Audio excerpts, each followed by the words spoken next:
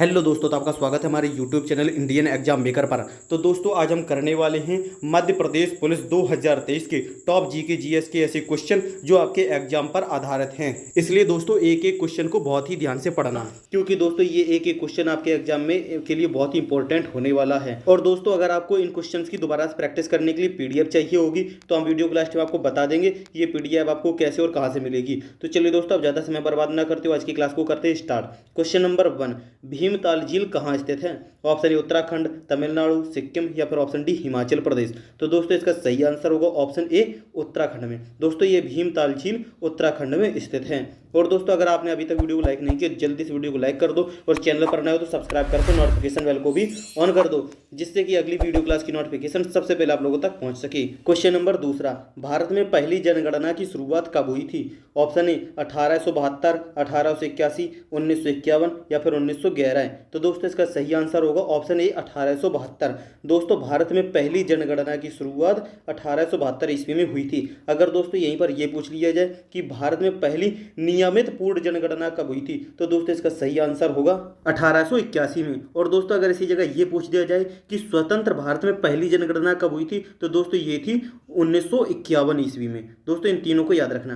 Question number 3, कौन से ग्रह सूर्य के सबसे अधिक निकट है? तो दोस्तों इसका सही आंसर बताइएगा क्या होगा, पृथ्वी, मंगल, बुध या फिर शुक्र। तो दोस्तों इसका सही आंसर होगा बुध। दोस्तों ये बुध ग्रह जो ये सूर्य के सबसे अधिक निकट है। और दोस्तों ये जो बुध और शुक्र हैं इनके कोई उपग्रह नहीं है, इन्हें भी याद रखना। क्वेश्चन नंबर 4, PSLV का पूर्ण रूप क्या है? तो दोस्तों इसका सही आंसर बताइएगा क्या होगा। तो दोस्तों इसका सही आंसर होगा option A polar satellite launch vehicle.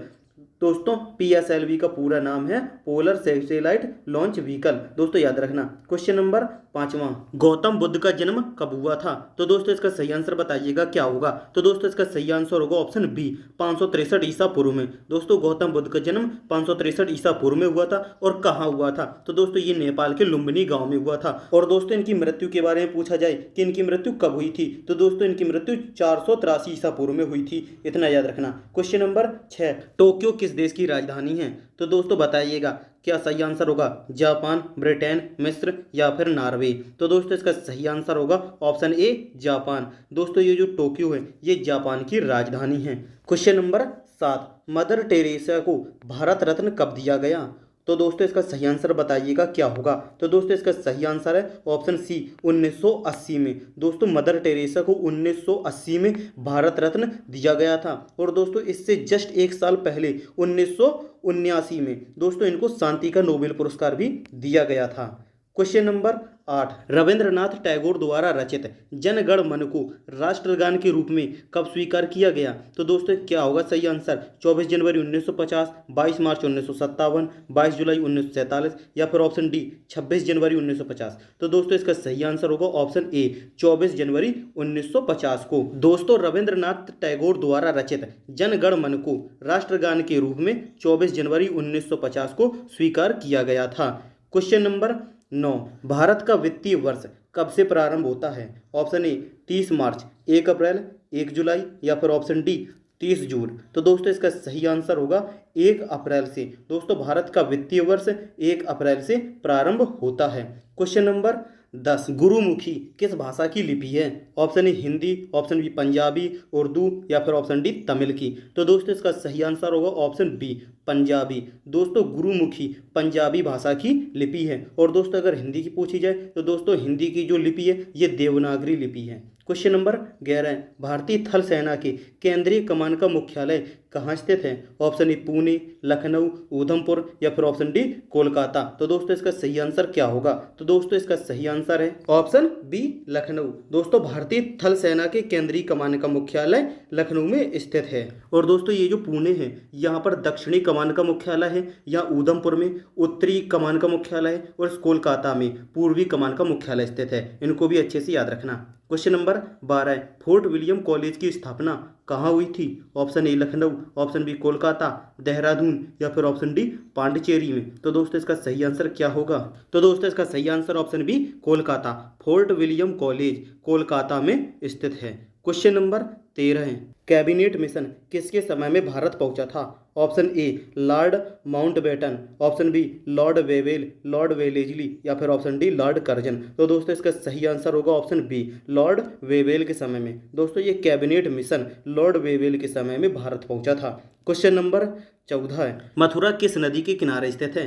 Ganga नदी, यमुना नदी, सरस्वती नदी या फिर ऑप्शन डी ताप्ती नदी। तो दोस्तों इसका सही आंसर होगा ऑप्शन बी यमुना नदी। दोस्तों मथुरा ये यमुना नदी के किनारे स्थित है। इसके अलावा दिल्ली और आगरा भी यमुना नदी के किनारे स्थित हैं। दोस्तों इनको भी याद रखना।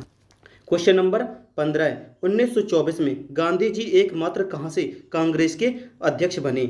उत्तर प्रदेश, केरल, कर्नाटक या फिर ऑप्शन डी आंध्र प्रदेश। तो दोस्तों इसका सही आंसर होगा ऑप्शन सी कर्नाटक। दोस्तों एक प्रसिद्ध है कर्नाटक का बेलगांव अधिवेशन, जिसमें गांधी जी एकमात्र कांग्रेस के अध्यक्ष बने थे। क्वेश्चन नंबर 16, लोथल किस राज्य में है? तो दोस्तों option A Haryana, option B Gujarat, option C Punjab या फिर ऑप्शन डी मध्य प्रदेश। तो दोस्तों इसका सही आंसर होगा ऑप्शन बी गुजरात। दोस्तों ये लोथल गुजरात राज्य में स्थित है। क्वेश्चन नंबर 17, वेदों की संख्या कितनी है?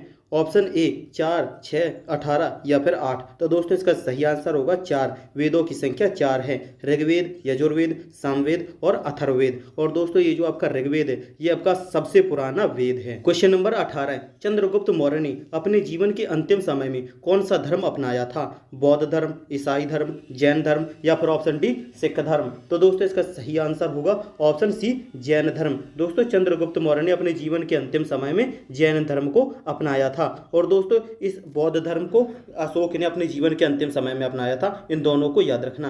क्वेश्चन नंबर 19, हल्दी घाटी का युद्ध कब हुआ था? तो दोस्तों इसका सही आंसर बताइएगा क्या होगा। तो दोस्तों इसका सही आंसर है ऑप्शन सी 1576 ईस्वी में। दोस्तों यह हल्दी घाटी का युद्ध सन 1576 ईस्वी में अकबर और महाराणा प्रताप के बीच हुआ था। क्वेश्चन नंबर 20, सुनामी किस भाषा का शब्द है? ऑप्शन ए तुर्की, option B Japan, option C अरबी या फिर ऑप्शन डी इनमें से कोई नहीं। तो दोस्तों इसका सही आंसर होगा ऑप्शन बी जापान। दोस्तों ये सुनामी जापान भाषा का एक शब्द है। क्वेश्चन नंबर 21, किस देश को दक्षिण का ब्रिटेन कहा जाता है? कनाडा को, न्यूजीलैंड को, अमेरिका को या फिर ऑप्शन डी दक्षिण अफ्रीका को। तो दोस्तों इसका सही आंसर बताइएगा क्या होगा। तो दोस्तों इसका सही आंसर है ऑप्शन बी न्यूजीलैंड। दोस्तों दक्षिण का ब्रिटेन को न्यूजीलैंड कहा जाता है। क्वेश्चन नंबर 22, किस नदी को कोयला नदी भी कहते हैं? तो दोस्तों इसका सही आंसर बताइएगा क्या होगा। तो दोस्तों इसका सही आंसर ऑप्शन सी राइन नदी को। दोस्तों कोयला नदी राइन नदी को कहा जाता है। क्वेश्चन नंबर 23, किस देश के घास के मैदान को पंपास कहा जाता है? Option A Argentina, option B Africa, Netherland या फिर ऑप्शन डी ऑस्ट्रेलिया। तो दोस्तों इसका सही आंसर होगा ऑप्शन ए अर्जेंटीना। दोस्तों अर्जेंटीना देश के घास के मैदान को पंपास कहा जाता है। क्वेश्चन नंबर 24, संसदीय प्रणाली किस देश के संविधान से ली गई है? आयरलैंड, पूर्व सोवियत संघ, फ्रांस या फिर ऑप्शन डी ब्रिटेन। तो दोस्तों इसका सही आंसर होगा ऑप्शन डी ब्रिटेन। दोस्तों संसदीय प्रणाली ब्रिटेन देश के संविधान से ली गई है। क्वेश्चन नंबर 25, किसे भारत का बिस्मार्क कहा जाता है? ऑप्शन ए जवाहरलाल नेहरू, सरदार वल्लभ भाई पटेल, श्यामा प्रसाद मुखर्जी या फिर option D doctor Rajendra Prasad. तो दोस्तों इसका सही आंसर होगा ऑप्शन बी सरदार वल्लभ भाई पटेल को। दोस्तों जिन्हें हम लौह पुरुष के नाम से जाने जाते हैं और दोस्तों उन्हीं को हम भारत का बिस्मार्क भी कहते हैं। क्वेश्चन नंबर 26, अनुच्छेद 25 किससे संबंधित है? ऑप्शन ए संपत्ति का अधिकार या फिर ऑप्शन बी संवैधानिक उपचारों का अधिकार या फिर ऑप्शन सी धार्मिक स्वतंत्रता का अधिकार या फिर ऑप्शन डी शोषण के विरुद्ध अधिकार। तो दोस्तों इसका सही आंसर क्या होगा? तो इसका सही आंसर है ऑप्शन सी धार्मिक स्वतंत्रता का अधिकार। दोस्तों यह अनुच्छेद 25 से संबंधित है। क्वेश्चन नंबर 27, संसद का निर्माण किससे होता है? ऑप्शन ए राष्ट्रपति, लोकसभा, राज्यसभा या फिर ऑप्शन डी उपरोक्त सभी। तो दोस्तों इसका सही आंसर होगा ऑप्शन डी उपरोक्त सभी। दोस्तों इस संसद का निर्माण राष्ट्रपति, लोकसभा और राज्यसभा तीनों से मिलकर होता है। क्वेश्चन नंबर 28, भारत के प्रथम प्रधानमंत्री कौन थे? तो दोस्तों इसका सही आंसर होगा ऑप्शन डी पंडित जवाहरलाल नेहरू। दोस्तों ये भारत के प्रथम प्रधानमंत्री थे। और इसी जगह पूछा जाए कि भारत की पहली महिला प्रधानमंत्री कौन थी? तो दोस्तों ये थी इंदिरा गांधी, जो कि भारत की पहली महिला प्रधानमंत्री थी। क्वेश्चन नंबर 29, राज्यपाल की पदावली कितने वर्षों की होती है? तो दोस्तों इसका सही आंसर क्या होगा? 5 वर्ष, 6 वर्ष, 2 वर्ष या फिर ऑप्शन डी 10 वर्ष। तो दोस्तों इसका सही आंसर होगा ऑप्शन ए 5 वर्ष। राज्यपाल की पदावली 5 वर्ष की होती है। क्वेश्चन नंबर 30, किसे अर्थशास्त्र का पिता कहा जाता है? Adam Smith, John Dalton, option C Dadabhai Naoroji या फिर ऑप्शन डी एस चंद्रशेखर। तो दोस्तों इसका सही आंसर होगा ऑप्शन ए, एडम स्मिथ को। दोस्तों एडम स्मिथ को अर्थशास्त्र का पिता कहा जाता है। तो दोस्तों आज की वीडियो क्लास में बस इतना ही। अगर आपको इनकी प्रैक्टिस करने के लिए पीडीएफ चाहिए तो दोस्तों आपको ये PDF Telegram group Indian exam maker पर मिल जाएगी, वहां से जाकर आप लोग डाउनलोड कर सकते हो। और दोस्तों अगर आपको आज की वीडियो पसंद आई हो तो एक लाइक कर देना और चैनल पर नए हो तो सब्सक्राइब करके नोटिफिकेशन बेल को भी ऑन कर देना, जिससे कि अगली वीडियो क्लास की नोटिफिकेशन सबसे पहले आप लोगों तक पहुंच सके।